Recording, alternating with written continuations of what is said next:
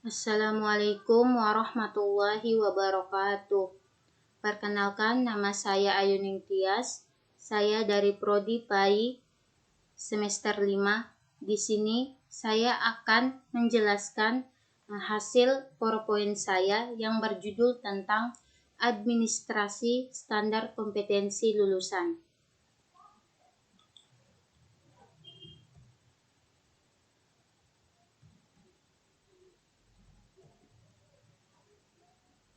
Yang pertama, pengertian standar kompetensi kelulusan. Yang kedua, fungsi standar kompetensi kelulusan. Yang ketiga, ruang lingkup standar kompetensi lulusan. Yang keempat, standar kompetensi lulusan kelompok mata pelajaran. Pengertian fungsi ruang lingkup standar kompetensi lulusan. Dari Departemen Pendidikan Nasional Standar Kompetensi Lulusan PLB 2006. Pengertian kompetensi adalah kemampuan bersikap, berpikir, dan bertindak secara konsisten sebagai perwujudan dari pengetahuan, sikap, dan keterampilan yang dimiliki peserta didik.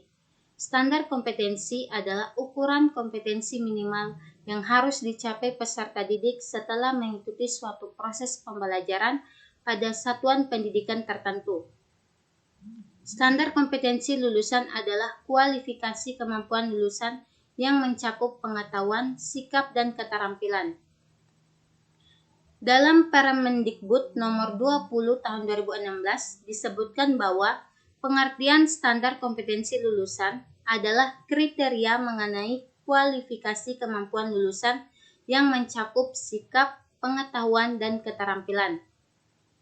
Maksud dari Departemen Pendidikan Nasional pengertian kompetensi itu adalah kemampuan dari siswa bersikapnya itu, yaitu berpikir dan bertindak secara konsisten sebagai perwujudan dari pengetahuannya, sikapnya, dan keterampilan yang dimiliki peserta didik tersebut. Terus, standar kompetensi juga adalah ukuran kompetensi minimal yang harus dicapai peserta didik setelah mengikuti suatu proses pembelajaran pada satuan pendidikan tertentu. Yang kedua, fungsi standar kompetensi kelulusan. Standar kompetensi lulusan digunakan sebagai pedoman penilaian dalam penentuan kelulusan peserta didik dari satuan pendidikan. Standar kompetensi lulusan pada jenjang pendidikan dasar bertujuan untuk meletakkan dasar kecerdasan, pengetahuan, kepribadian, akhlak mulia, serta keterampilan untuk hidup mandiri dan mengikuti pendidikan lebih lanjut.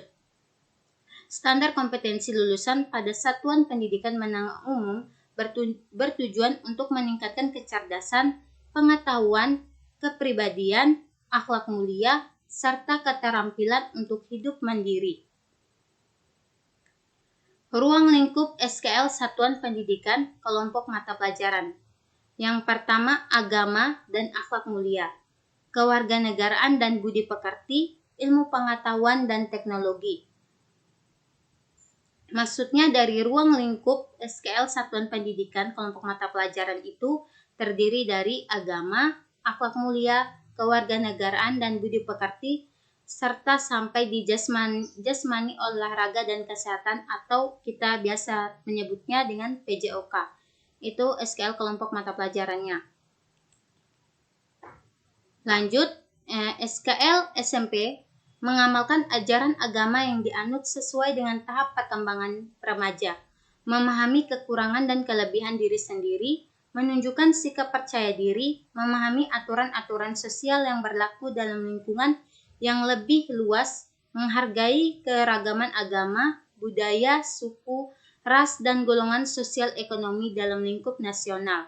Maksudnya dari ruang lingkup standar kompetensi lulusan dari SMP itu lebih mengamalkan ajaran agama yang dianut dari setiap siswa yang sesuai dengan tahap perkembangan remaja tersebut, dengan memahami kekurangan dan kelebihan diri sendiri, kekurangan dan kelebihan dari siswa tersebut, terus menunjukkan sikap percaya diri dan memahami aturan-aturan yang berlaku dalam lingkungan.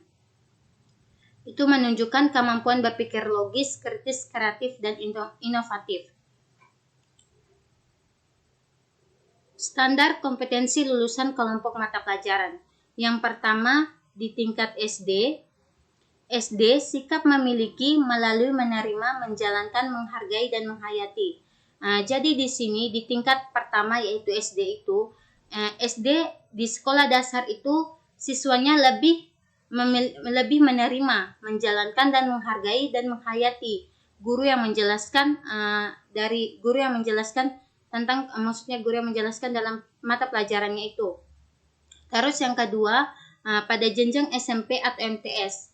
Pada jenjang SMP atau MTS tersebut, siswa akan bertanggung jawab dan mulai secara aktif dalam pergaulannya.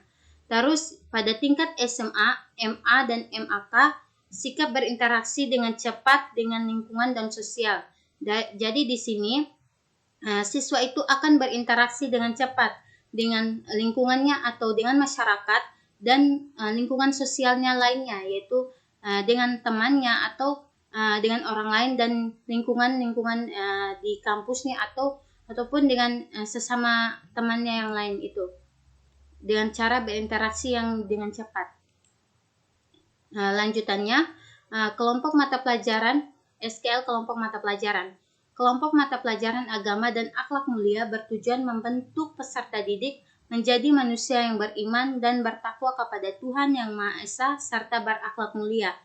Tujuan tersebut dicapai melalui muatan dan atau kegiatan agama, kewarganegaraan, kepribadian, ilmu pengetahuan dan teknologi, estetika, jasmani, olahraga, dan kesehatan. Dari kelompok mata pelajaran agama dan akhlak mulia ini bertujuan membentuk peserta didik atau siswa tersebut menjadi manusia yang beriman. Dari dia yang tadi orang yang nakal bisa menjadi manusia yang lebih baik lagi, yaitu yang beriman dan bertakwa kepada Tuhan Yang Maha Esa serta siswa tersebut berakhlak mulia. Tujuan tersebut dicapai melalui muatan atau kegiatan agama tersebut. Terus yang kedua, 8.2, kelompok mata pelajaran kewarganegaraan dan kepribadian bertujuan membentuk peserta didik menjadi manusia yang memiliki rasa kebangsaan dan cinta tanah air. Tujuan ini dicapai melalui muatan dan atau kegiatan agama, akhlak mulia, kewarganegaraan, bahasa, seni, dan budaya, dan pendidikan jasmani. Jadi dari kelompok mata pelajaran kewarganegaraan ini sama seperti kelompok mata pelajaran agama itu. Sama tujuannya sama, yaitu membentuk peserta didik menjadi manusia yang memiliki rasa kebangsaan dan cinta tanah air. Kalau agama itu dia lebih menekankan kepada manusia yang beriman dan bertakwa kepada Tuhan serta berakhlak mulia. Sedangkan kewarganegaraan ini membentuk siswa menjadi manusia yang memiliki rasa kebangsaan dan cinta tanah air dan lebih bertanggung jawab lagi. Selanjutnya SKL kelompok mata pelajaran, lanjutan dari yang pertama dari SD. SD tersebut tujuan ini dicapai melalui muatan atau kegiatan bahasa, matematika, ilmu pengetahuan alam, ilmu pengetahuan sosial. Pada mata pelajaran SD itu ada bahasa, matematika, IPA, IPS, keterampilan dan kejuruan, dan muatan lokal yang relevan pada satuan pendidikan. Dan yang kedua SMP, mata pelajarannya itu meliputi bahasa, matematika, IPA, IPS, keterampilan kejuruan atau teknologi informasi dan komunikasi, serta muatan lokal yang relevan pada satuan pendidikan. SMP itu lebih banyak lagi mata pelajarannya itu, yaitu seperti penambahan dari teknologi informasi dan komunikasi, keterampilan kejuruan. Terus SMA atau paket C, tujuan ini dicapai melalui muatan dan atau kegiatan bahasa, matematika, ilmu pengetahuan alam, ilmu pengetahuan sosial, keterampilan kejuruan, teknologi, informasi, dan komunikasi, serta muatan lokal yang relevan. Terus yang terakhir itu sekolah madrasah kejuruan atau madrasah alia kejuruan, sekolah menengah kejuruan, SMK atau MAK tadi. Tujuan ini dicapai melalui muatan atau kegiatan bahasa, matematika, pengetahuan alam, ilmu pengetahuan sosial, keterampilan kejuruan, teknologi informasi, komunikasi, serta muatan lokal yang relevan. Ini adalah SKL kelompok mata pelajarannya itu dari SD, SMP, SMA, dan SMK. SD itu mata pelajarannya itu lebih sedikit dibandingkan SMP, sedangkan SMA itu lebih banyak lagi dari SMP, yaitu lebih luas lagi mata pelajarannya daripada SMP dan SD. Serta muatannya itu lebih relevan lagi, lebih luas dan lebih banyak. Itu saja yang bisa saya sampaikan dari hasil PowerPoint saya yang tentang administrasi standar kompetensi lulusan. Dari pesan saya atau moto saya dari itu, kalau kita dalam melakukan sebuah aktivitas itu, kita harus awali hidup kita dengan bismillah. Terima kasih. Wassalamualaikum warahmatullahi wabarakatuh.